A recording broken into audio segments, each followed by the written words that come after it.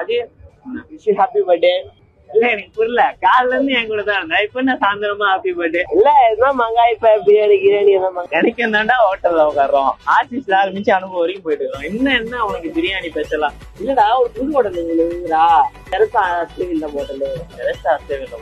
ஆமாங்க, என்னடா இவன் சொல்றான் அப்படின்னு பார்த்தோம்னா, உண்மையிலுமே மீன்சேரி மெட்ரோ ஸ்டேஷன் பக்கத்துல தெரசா நான்வெஜ் ஹவுஸ் அப்படின்னு சொல்லிட்டு ஒரு கடை ஓப்பன் பண்ணிருக்காங்க. பார்த்த உடனே ஓகே டிஃப்ரெண்டா இருக்கும் அப்படின்னு நினைச்சு உள்ள இருந்துட்டோம். எப்படி இருக்குன்னு சாப்பிடுவோம்.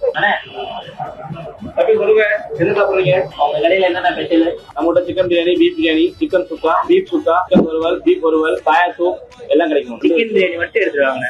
ரெண்டா ஒண்ணா? ஒண்ணு போதுனே. ஒண்ணு போதுமா? 2 பேர் இருக்கோம், ஒரு சிக்கன் பிரியாணி. கம்மனோ என்கிட்ட வந்து சிக்கன் பீஸ் இல்ல, அதான் உனக்கு வறுத்து வச்சிருக்காங்க. சிக்கன் பீஸ் இல்ல, அது கூட காம்ப்ளெக்ஸ் நல்லா சூப்பரா இருக்கும். டேஸ்ட் பண்ணி ஏன் கொடுக்கலாம். சிக்கன் ஃப்ரை, பிரியாணி, ரைத்தா, கத்திரிக்காய். நக்கு செத்த பையல. உண்மையாலுமே 130 ரூபாய்க்கு ஒருத்தான பிரியாணி. சிக்கன் பிரியாணி ஒரு நாட்டு ஸ்டைல சூப்பரா இருக்கு. சீரக சம்பா அரிசியில நல்லா பண்ணிருந்தாங்க. வரத்த கறி கொடுத்துருந்தாங்க. 1 கிராம் வந்து 50 ரூபா தான். நான் ரொம்ப தூரமா இருக்கேன், இதை எப்படி நான் வந்து சாப்பிடுறது அப்படின்னா ஒன்றும் பிரச்சனை இல்லை.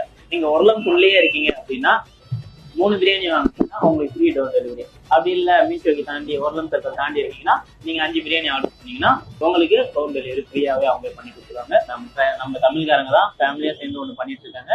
ட்ரை பண்ணுங்க, சூப்பரா இருக்கு.